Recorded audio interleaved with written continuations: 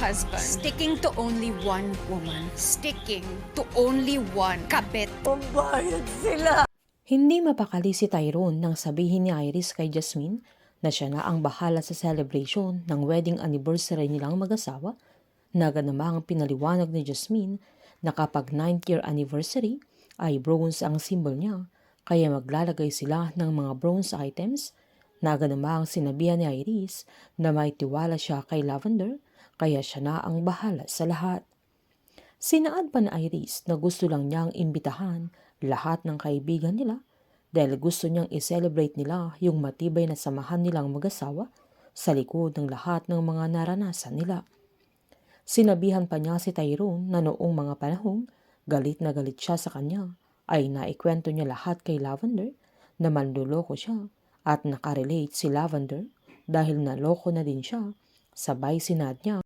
Kinain din niya lahat ng mga sinabi niya noon dahil pinatawad din niya ang asawa niya dahil humingi ito ng tawad, kaya binigyan niya ng second chance dahil sino naman siya para hindi niya patawarin dahil mahal na mahal niya si Tyrone, kaya ngumiti na lang si Jasmine at hindi naman makaimik si Tyrone at nagtataka siya sa mga kinikilos ng asawa niya. Habang nanginginig naman si Heather, habang pinagmamasdan niya yung hagdan kung saan namatay si Marigold dahil naitulak niya ito. Naalala din niya nung panahong tinulungan siya ng daddy niya na idispatcha ang bangkay ni Marigold na humagulgol ito at pinangako niya sa daddy niya na babawi siya sa ginawa niya. Nang lapitan siya ni Vito ay nagulat ang dalaga, kaya napansin niyang hindi okay ang anak niya at nanginginig ito, kaya agad niyang pinainom ng gamot para kumalma ang dalaga. Sabay sinabihan niyang matulog na siya, kaya nagpasalamat naman si Heather sa daddy niya.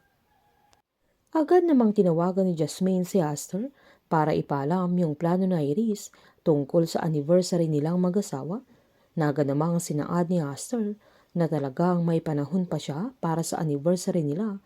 Kaya agad namang sinabi ni Jasmine na yun ang nakakapagtaka, na agad naman siyang sinabihan ni Aster na parang may mali, at pinaliwanag naman ni Jasmine na hindi siya makatanggi kay Iris.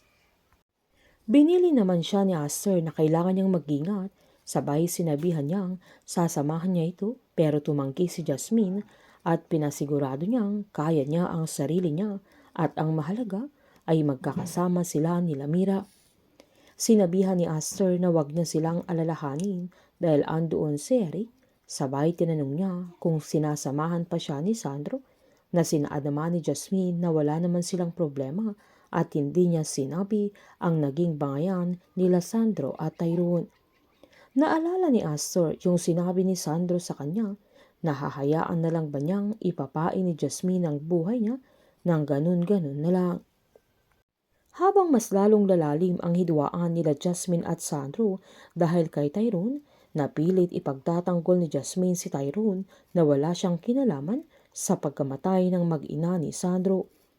Isusumbat ni Sandro na ginagawa niya ang lahat para sa kanya, pero nilinaw ni Jasmine na hindi niya kayang palitan at suklian ang lahat ng mga sakripisyong ginagawa ni Sandro sa kanya. Hanggang saan dadalhin si Sandro ng kanyang pagsiselos kay Tyrone, at ito na kaya ang magiging dahilan na babaliktad na siya at magiging magkaaway na sila ni Jasmine. Painit ng painit ang mga tagpo, sabay-sabay po nating subaybayan ang advance episode ng Lavender Fields dito lamang po sa aking channel. Patuloy lamang po manood at mag-subscribe para ma-update po kayo sa mga susunod na episode. Marami pong salamat.